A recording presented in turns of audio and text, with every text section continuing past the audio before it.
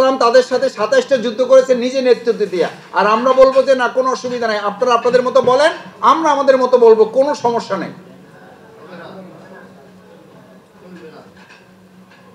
ভাইয়েরা, ওয়ায়াফআলুনা মা লা ইউমারুন, একেবারে যে কথা শুনবে না, কেউ টুকটাক কাজ করবে না, তার মসজিদ তো থাকবে, মাদ্রাসা থাকবে, এবং মসজিদে শুধু থাকবে না, মসজিদ মুসল্লি ভরে যাবে, রাস্তায় জায়গা থাকবে না। আপনি এটা দেখে, আমি এটা দেখে কখনো কখনো আনন্দিত হচ্ছি না, শুধু কেউ কেউ আমাদেরকে বলছে যে মাসুদ ভাই এই সমস্ত ছাড়েন। আশা করা যায় এমনিতেই দেশে ইসলামী বিপ্লব বলে না, বলে না। এই দৃশ্য দেখে আপনি বলতেছেন এমনিতে ইসলামী বিপ্লব হয়ে যাবে।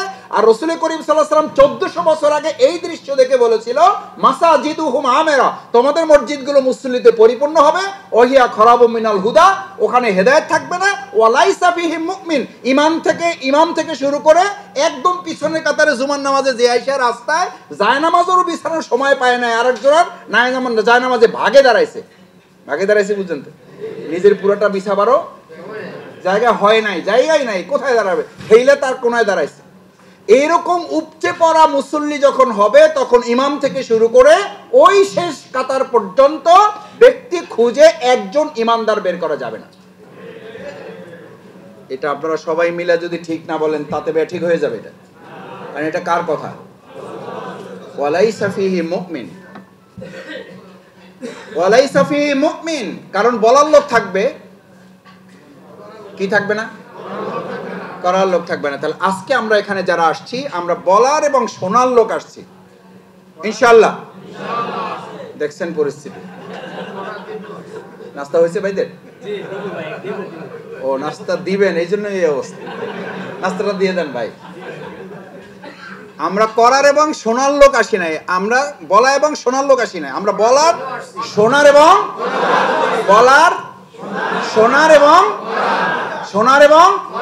শোনার এবং বুঝেন। কিন্তু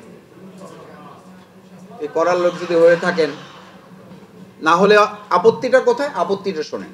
আপত্তিটা হইল, দুর্ভাগ্যটা হলো, আমি ইমানিয়াতের আলোচনা করছি। এই আলোচনার সাথে প্রথম সম্পর্ক ইমানিয়াতের, না হলে ইমানের কি হবে? ওয়ায়াকুলুনা মা লা ইয়াফালুন, আপনি বলবেন কিন্তু করবেন না, করবেন কিন্তু পছন্দ হলে করবেন, না হলে করবেন না, ভালো লাগলে করবেন, না হলে করবেন না, ইচ্ছা হলে করবেন, না হলে করবেন না।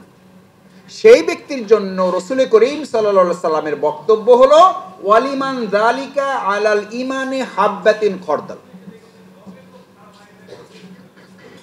ইমানের কথা এটা, এই প্রসঙ্গ আলোচনা করছি না যে আপনারা যারা রোকন আছেন তারা রোকনে মান আরো বাড়ান। এই হাদিসের আহ্বান এটা নয় যে যারা কর্মী আছেন তারা রোকন হয়ে যাইতে হবে, না হলে আপনার ইমান টিকবে না। এইখানে আলোচনা, এই হাদিসের আহ্বান এটি নয় যারা সহযোগী আছেন তারা কর্মী হয়ে যান, নাহলে ইমান টিকবে না।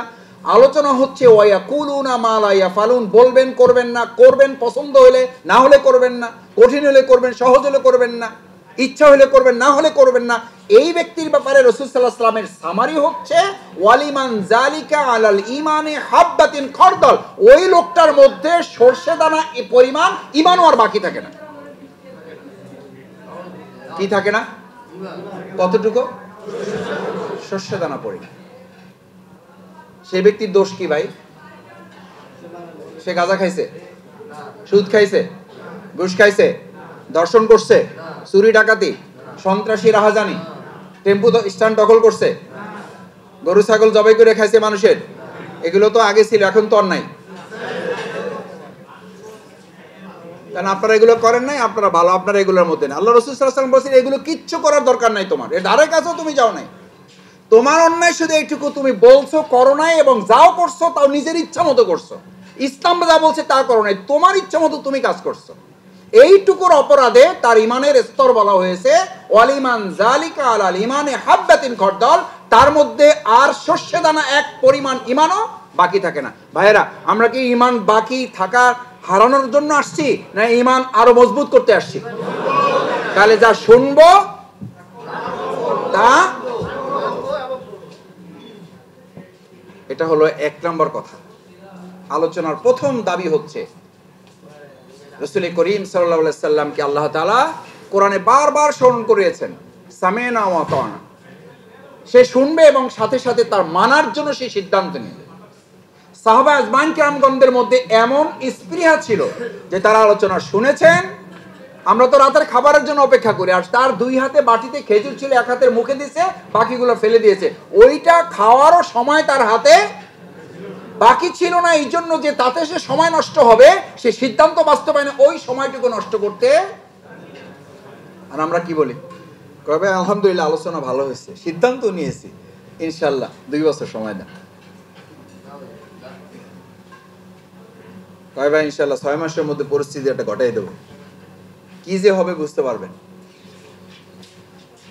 রাসূল করিম সাল্লাল্লাহু আলাইহি সাল্লামের কাছ থেকে ওই সাহাবী যখন রওনা দিয়ে গিয়েছেন যে আমি যুদ্ধে অংশগ্রহণ করব, শহীদ হবে, শাহাদাতের মর্যাদা গ্রহণ করব, আমার জন্য আপনি দোয়া করেন। আল্লাহ তাআলা সেই সময় জিবরাইল আমিনকে পাঠিয়ে তার জন্য ফয়সালা দিয়ে দিয়েছেন। এই সাহাবী ওখান থেকে উঠে আসার সময় যে সিদ্ধান্ত মনের থেকে আপনাকে বলেছে এবং জানিয়েছে, আমি আল্লাহ তাআলা জিবরাইল আমিনকে নির্দেশ দিয়েছি তার নাম জীবিত অবস্থায় শহীদের তালিকায় লিপিবদ্ধ করো। আচ্ছা, আজকে যারা এখানে আছেন, আমরা সেই শাহাদাতের তামান্নাটাকে সামনে উজ্জীবিত করে আমরা কি আজকে এরকম একটা সিদ্ধান্ত নিয়ে, আমরা হয়তো জানবো না, কিন্তু আল্লাহ তাআলা তো সেই সিদ্ধান্ত কিন্তু তখন রাসূল সাল্লাল্লাহু আলাইহি ওয়াসাল্লাম জানতে পারেন না, এবং তিনি জানলেও সাহাবীদেরকে জানিয়েছেন কখন? যখন ওই সাহাবী ইন্তেকাল করেছেন কোনো যুদ্ধ করা ছাড়াই, শহীদ হন নাই, রক্তও ঝরে নাই, আঘাতও পান নাই কোথাও, এক ফোঁটা রক্ত, একটা চিমটিও কাটে নাই কাউকে, এই চিমটি কাটার পরিস্থিতিও তার জীবনে তৈরি হয়নি। অসুস্থ অবস্থায় বাড়িতে বিছানায় মৃত্যুবরণ করেছেন। রাসূল করিম সাল্লাল্লাহু আলাইহি ওয়াসাল্লাম তার কাছে গিয়েছেন, জানাজায় ইমামতি করেছেন, নিজে কবরে নেমে আবু বকর ওমরের মতো সাহাবীকে নির্দেশ দিয়েছেন, তোমার ভাইয়ের কফিন এমন ভাবে নামাও আদাবান ইলা আখাকুমা, তোমার ভাইয়ের কফিন নামাতে গিয়ে যেন আদবের কোনো, কাকে বলছে? আবু বকর ওমর রাদিয়াল্লাহু তাআলা আনহুর মতো দুইজন জবরদস্ত সাহাবী। তারা জানাজা শেষে দেখলেন যে রাসূল করিম সাল্লাল্লাহু আলাইহি ওয়াসাল্লাম তার জন্য দোয়া করছেন, ইয়া আল্লাহ, আমি এই কফিন কবরস্থ করার আগ পর্যন্ত সন্তুষ্ট ছিলাম, আপনি আল্লাহ মেহেরবানি করে তার উপর সন্তুষ্ট হয়ে যান, জান্নাত না জাহান্নাম? আল্লাহু আকবার। এ তো জান্নাতের গ্যারান্টি, এ তো জান্নাতের গ্যারান্টি পাওয়ালো। রাসূল করিম সাল্লাল্লাহু আলাইহি ওয়াসাল্লাম কারো কফিন কবরে নেমে তার কফিন কবরস্থ করা, তার জানাজা ইমামতি করা, কিসের নিশ্চয়তা? জান্নাতের। আবার নির্দেশ দিচ্ছেন আদাবানিলা আখাকুমা, এই কফিন নামাতে গিয়ে যেন আদবের খেলাপ না হয়, একটু এদিক ওদিক না হয়, খবরদার। ওমর এবং আবু বকর থরথর করে কাঁপছেন। রাসূল সাল্লাল্লাহু আলাইহি ওয়াসাল্লাম মুনাজাত শেষ করার পর, দোয়া শেষ করার পর জিজ্ঞেস করছেন, ইয়া রাসূলুল্লাহ, তার বৈশিষ্ট্যটা কি? কি করেছেন তিনি? শহীদ হয়েছেন তা তো জানি না আমরা, তার তো কোনো রক্তও নাই, কোনো আহতর চিহ্নও তো আমরা দেখলাম না, তিনি তো অসুস্থ অবস্থায় বিছানায় ইন্তেকাল করেছেন। রাসূল করিম সাল্লাল্লাহু আলাইহি ওয়াসাল্লাম তখন জানালেন, ওই যে আমার ওই বৈঠক থেকে, ওই সমাবেশ থেকে, ওই প্রোগ্রাম থেকে সিদ্ধান্ত নিয়ে বেরিয়েছিল আল্লাহ তাআলা, তখন জিবরাইল আমিন পাঠিয়ে আমাকে জানিয়ে দিলেন এই সাহাবীর নাম জীবন্ত অবস্থায় শহীদের তালিকায় লিপিবদ্ধ করা হয়েছে আরশে আজিম। আমাদের নাম তো তালিকা হয় দুনিয়াতে, আর ওই সাহাবীর নাম আরশে আজিমে তালিকা হয়েছে। আজকে এখানে যারা আসছেন, ইমানিয়াতের এই প্রথম দাবি আলোচনা শুনে আজকে কি আমরা সিদ্ধান্ত নিতে পারি না যে আলহামদুলিল্লাহ আমার 2 মাস 4 মাস 3 মাস সময় লাগুক, কিন্তু সিদ্ধান্ত নিয়ে আরশে আজিমে নাম লেখাইতে চাই, আল্লাহ দয়া করে ওই সাহাবীর সাথে আমাদের নামটা লিখে নেন, যে আমরা সিদ্ধান্ত নিলাম আমরা বায়াতের অন্তর্ভুক্ত হয়ে যাব। দেখি ইনশাআল্লাহ, ইনশাআল্লাহ রাজি আছেন সবাই? আল্লাহ মেহেরবানি করে হাতগুলো দেখে দেখে আপনি আরশে আজিম আমাদের নামগুলো লিখে নেন, আমাদেরকে ওই শহীদ সাহাবীর সাথে আমাদেরকে কবুল করেন, আমাদেরকে বায়াতের অন্তর্ভুক্ত করেন, আমরা যারা বায়াতবদ্ধ আছি আমাদের হক আদায় করার তৌফিক দান করেন, মেহেরবানি। 1 নম্বর কথা শেষ। ইমানিয়াত যখন আপনি অর্জন করলেন, সিদ্ধান্ত যখন নিলেন আপনি শুনবেন এবং মানবেন, তখন দ্বিতীয় কাজ হচ্ছে তাহারাত। 2 নম্বর কি? আবার বলেন। তাহারাত মানে কি? পবিত্রতা, পরিশুদ্ধতা। আপনাকে পৃথিবীতে প্রেরণ করা হয়েছে জমিনকে পরিশুদ্ধ করার জন্য, শুধু আপনি না। আপনার কাজ হলো আপনি জীবন পরিশুদ্ধ করবেন, তারপর আপনি জমিন পরিশুদ্ধ করবেন। মূল টার্গেট জীবন, কারণ জমিন জান্নাতে জাহান্নামে যাবে না। জান্নাতে জাহান্নামে যাবে কে? জীবন না জমিন? জান্নাত জাহান্নামের ফয়সালা হবে জমিনের উপরে না জীবনের উপরে? আপনার টার্গেট কি? যদি তাই হয়, কিন্তু আমি তো খেয়াল করি আমাদের নেতৃবৃন্দ আমরা কাউকে দেখলে প্রথমে জিজ্ঞেস করি, ভাই খবর টবর আছে কোনো, দেশের কিছু হবে, জমিনের অবস্থা কি হবে সামনে, কারা দেশ চালাবে, জমিনটা কারা চালাবে, কোনো ভালো খবর টবর আছে? সব ভালো খবর জমিনের জন্য, আমার কোনো। এখন যদি আপনাদেরকে 100 কোশ্চেন করতে দেওয়া হয়, আমি একেবারে অভিজ্ঞতা থেকে বলছি, একটা কোশ্চেনও ব্যক্তিগতভাবে এটা আসবে কিনা আমি জানি না, আমার এই কথা যেন মিথ্যা প্রমাণ হয়, আমি এটাই চিন্তা করি, মিথ্যা প্রমাণিত হয়। একজন কি ওইটা আমাকে হয়তো জানতে চাইবেন কিনা আমার সন্দেহ আছে যে ভাই আমার একটু নামাজ 5 ওয়াক্ত জামাতে হইতে একটু অসুবিধা হয়, এই 5 ওয়াক্ত নামাজ জামাতে পড়ার ব্যাপারে আমি আপনার কাছে একটা পরামর্শ আশা করি। এটা বলার পরে হয়তো 2-3 দিন মনে করবেন যে হ্যাঁ ভাই এরকম একটা কোশ্চেন আসলে করা উচিত ছিল। কিন্তু এখানে যারা আছেন, যদি 100 কোশ্চেন করার সুযোগ আপনাদের হাতে থাকতো, এখানে যদি আমিরে জামাত উপস্থিত থাকতেন, আমাকে আপনারা একটা কোশ্চেনে করবেন এটা আমি মনে করি না, আমি সেই কোশ্চেনে উপযুক্ত না। কিন্তু আমিরে জামাত যদি থাকতেন, আপনারা যদি 100 কোশ্চেন করতেন, 100 কোশ্চেনের মধ্যে আমি আমার বাছাই করার সুযোগ হয়।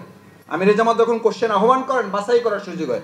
ব্যক্তিগত কোনো কোশ্চেন নেই, কোশ্চেন হলো সব রাষ্ট্র, সমাজ, দেশ, আন্তর্জাতিক।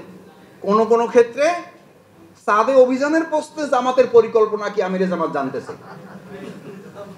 কিসে অভিযান? সাদে অভিযানের ব্যাপারে, সেখানে দাওয়াতি কাজের তৎপরতা সম্পর্কে তথ্য প্রযুক্তিগত দিক থেকে জামাত কি পরিকল্পনা গ্রহণ করেছে 2025 সালে জানালে খুশি হব। কি পরিকল্পনা? সাদে দাওয়াতি অভিযান। আর নিজের জীবনের খবর নাই। আরে ভাই, আল্লাহ সুবহানাহু ওয়া তাআলা টার্গেট আগে জমিন করছেন না জীবন করছেন? জমিন না জীবন? রাসূল সাল্লাল্লাহু আলাইহি ওয়াসাল্লাম জমিন না জীবন? আগে শোনা